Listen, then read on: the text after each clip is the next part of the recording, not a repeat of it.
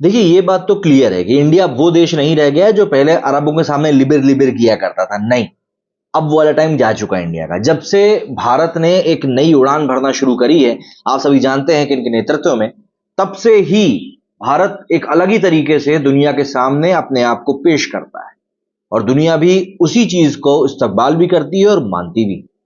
इसीलिए आप देखेंगे कि आज की तारीख में मिडिल ईस्ट में भी भारत की काफी अच्छी पैठ हो चुकी है। कुछ देश हालांकि अभी भी भारत के पक्ष में नहीं है, लेकिन उसके बावजूद भी वो चू तक नहीं कर पाते। लेकिन इस समय चीजें और बदली हैं, जैसे कि हम देख ही रहे हैं इसराइल और हमास के जंग की वजह से मिडिल ईस्ट या फिर जो पश्चिम एशिया का हालात है वो पूरी तरह से बदल गया है। इन क्षेत्रों में काफी ज्यादा इंस्टेबिलिटी देखने के लिए मिल रही है और कंडीशन बद से बदतर हो रही है। ऐसे में सबकी नजर इस समय भारत पर है। आज भारत इस पूरे एरिया की कंडीशन में कैसे प्रतिक्रिया देता है और कब तक देता है, उसका इंतजार सभी को रहता है। विदेश नीति के जानकारों की माने तो आज से कुछ साल पहले तक हालात ऐसे नहीं थे। मिडिल ईस्ट में पाकिस्तान का बोलबाला चलता था और भारत अलग थलग था, लेकिन आज पाकिस्तान पूरी तरह से किनारे हो चुका है और भारत का कद पहले की तुलना में कई गुना बढ़ चुका है। सन 1947 में आजादी मिलने के बाद से ही मध्य पूर्व भारत के लिए एक बहुत महत्वपूर्ण हिस्सा रहा है। इसकी सबसे बड़ी वजह यह है कि यहां से होता है वाला व्यापार और यहां मौजूद तेल का भंडार। मिडिल ईस्ट सदियों से समंदर के जरिए होने वाले व्यापार में भारत के लिए काफी जरूरी रास्ता भी रहा है। आज तक मिस्र की स्वेज नहर भारत के लिए व्यापार का अहम रास्ता है।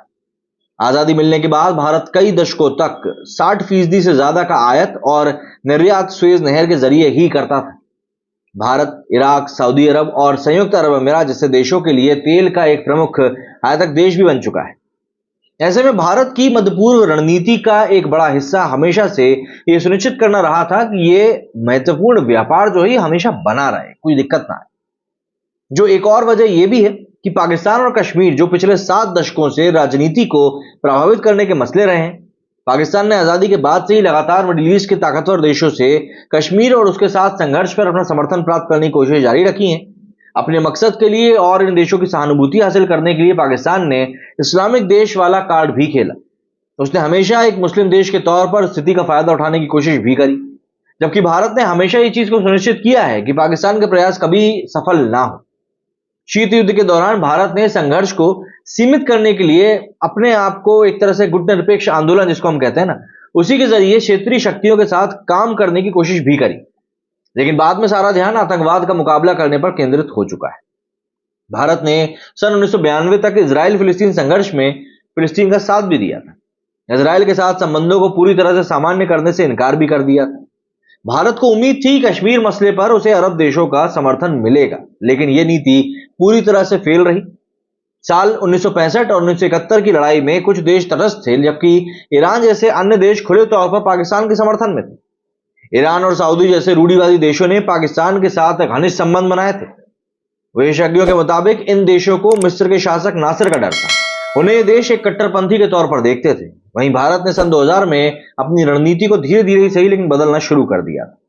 खाड़ी देशों के साथ भारत का व्यापार साल 2001 में करीब $5.5 बिलियन से बढ़कर 2022 में $133 बिलियन हो चुका है। यूएई, सऊदी अरब जैसे देशों में निवेश इस बात की पुष्टि करता है कि आज भारत को एक छोटे आर्थिक भागीदार के रूप में देखा जाता है। जैसे जैसे भारत का कद बढ़ता गया, उसने इजराइल, ईरान और यूएई के साथ मजबूत रिश्ते भी बनाए। यहां तक कि सऊदी अरब भी एक काफी इंपॉर्टेंट आर्थिक और सुरक्षा भागीदार बन चुका है। इन सबके बीच पाकिस्तान की कंडीशन अब काफी बुरी हो चुकी है। यहां तक कि जब भारत ने कश्मीर में धारा 370 को हटाया, तब पाकिस्तान के विरोध के बावजूद मिडिल ईस्ट के साथ भारत के द्विपक्षीय संबंधों में सुधार ही हुआ था और किसी देश ने कुछ नहीं कहा था। सबने ये माना था कि धारा 370 को हटाना भारत का आंतरिक मामला है और इसमें पाकिस्तान को बिल्कुल नहीं पड़ना चाहिए। तो जाहिर सी बात है, आज की तारीख में मिडिल ईस्ट में पाकिस्तान की स्थिति उस कुत्ते की तरह हो चुकी है जो ना घर का बचा है और ना घाट का। सबसे बड़ी बात यह है कि उसके घर में खाने को भी कुछ नहीं बचा, तो उसको घाट पे ही रात गुजारनी पड़ रही है। क्या कहना है आप लोग इस बारे में? कमेंट करके जरूर बताइएगा। मेरे इस वीडियो में फिलहाल इतना ही। जय हिंद, जय भारत।